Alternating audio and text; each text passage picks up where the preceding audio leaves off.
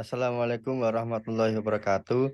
Kami dari kelompok 4 ingin mempresentasi tentang metodologi manajemen proyek. Di sini perkenalkan dulu nama saya Alifan Mamnun sebagai moderator dan ada Mbak Febianita dan juga ada Mas Nadir. Di sini kami akan membahas tentang pengertian metodologi manajemen proyek, jenis metodologi manajemen proyek, memetakan metodologi manajemen proyek, dan menganalisis hubungan antara masing-masing metodologi manajemen proyek. Pengertian metodologi manajemen proyek yaitu merupakan suatu cara berpikir dan bertindak untuk merencanakan, memimpin, dan mengendalikan sumber daya yang dimiliki sebuah perusahaan dalam mencapai sasaran jangka pendek yang telah ditentukan secara sistematik dan terstruktur. Untuk yang untuk jenis-jenis metodologi manajemen proyek, yang pertama yaitu the traditional approach, rational universe process.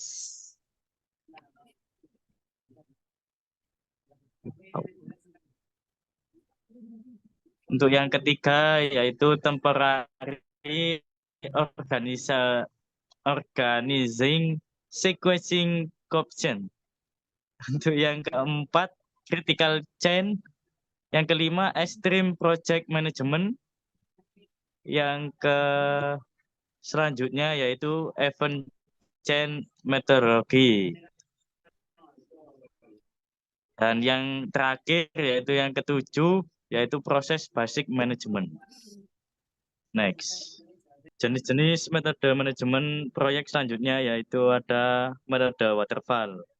Yakni metode ini adalah model searah yang berlangsung dari fase persiapan ke fase perawatan.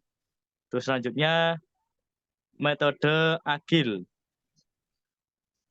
yaitu metode yang digunakan untuk pengembangan progresif berfokus pada pengembangan yang cepat, rilis perangkat lunak progresif, pengurangan overhead proses, pembuatan kode berkualitas tinggi, dan keterlibatan langsung pelanggan dalam proses pengembangan.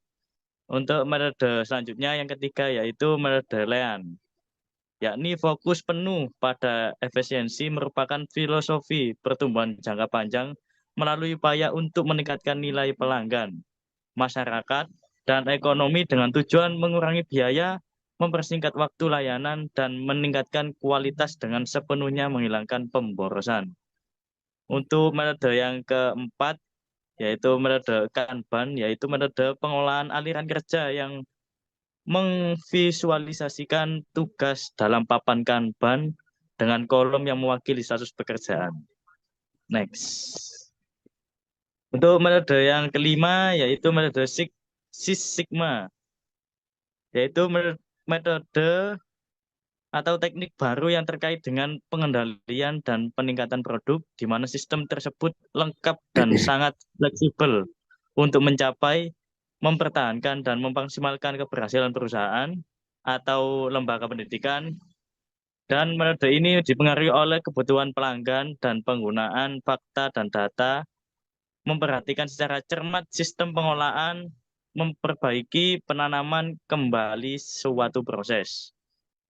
Untuk metode yang keenam, yaitu Critical Path Method atau GPM, yaitu informasi tentang setiap kegiatan sebelumnya dan durasi kegiatan atau waktu dan biaya, data diperlukan untuk membuat jaringan kerja.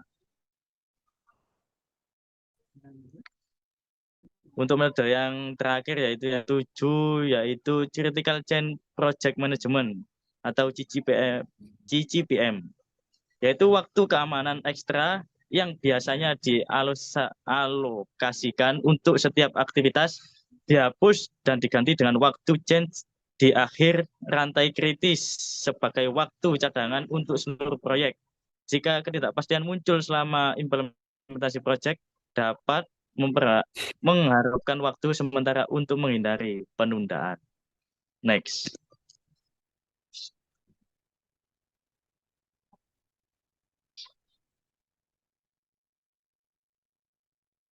Selanjutnya yaitu metodologi manajemen proyek. Dalam menjalankan sebuah proyek tentunya sudah pasti memerlukan manajemen proyek yang terstruktur.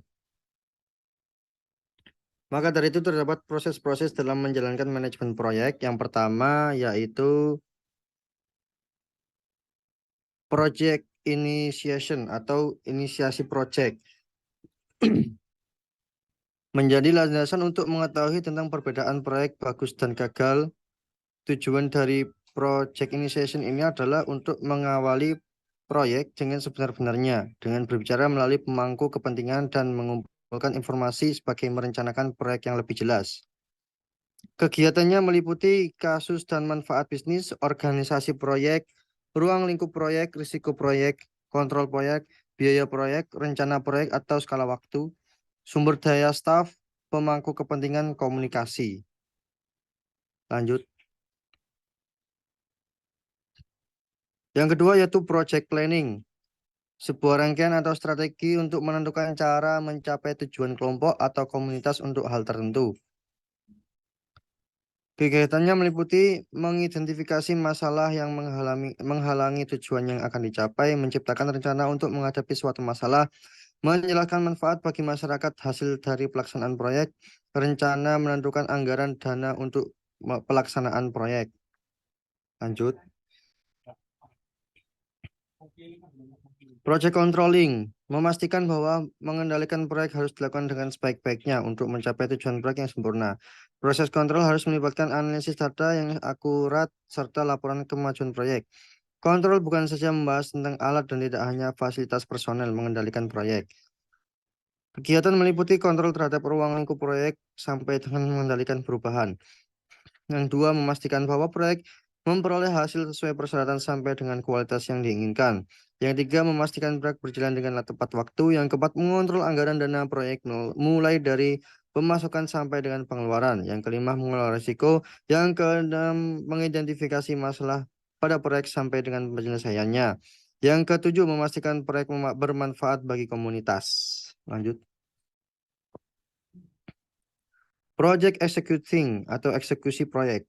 Selama eksekusi masih berjalan, seorang manajer proyek juga terus memikirkan dari segi resiko, komunikasi, pengadaan sehari-hari bersama anggota proyek dan pemangku kepentingan. Hal yang perlu diperhatikan meliputi tinjauan status, rencana pengadaan, tanggung jawab manajer proyek.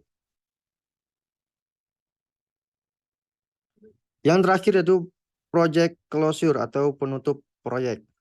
Proyek penyelesaian aktivitas proyek ataupun kontrak fungsinya adalah mengarsipkan informasi dari proyek. Proyek yang telah direncanakan telah selesai dan tim proyek diberi kebebasan untuk mencari peluang baru. Proses ini dilaksanakan hanya satu kali yang ditetapkan sepanjang berjalannya proyek. Kegiatannya meliputi penutupan administrasi, penutupan kontrak, evaluasi, melengkapi serta menyimpan dokumen tugas akhir, apresiasi kepada pegawai. Lanjut.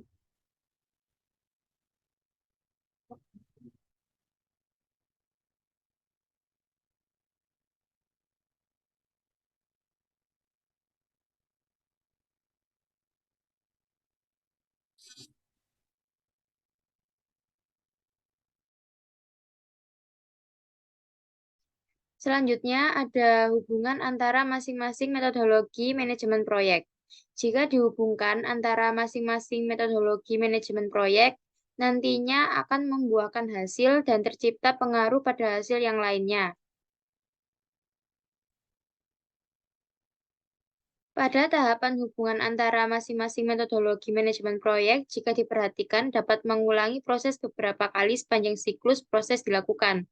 Hubungan antara masing-masing metodologi manajemen proyek bermanfaat untuk membantu memastikan bahwa proyek diberhentikan jika tidak dibutuhkan atau proyek tidak mampu memenuhi suatu kebutuhan. Analisis hubungan antara masing-masing metodologi manajemen proyek memberikan sebuah kesimpulan bahwasannya suatu masalah ataupun fenomena menciptakan suatu hal yang bermanfaat dalam hal tertentu pada sebuah manajemen proyek.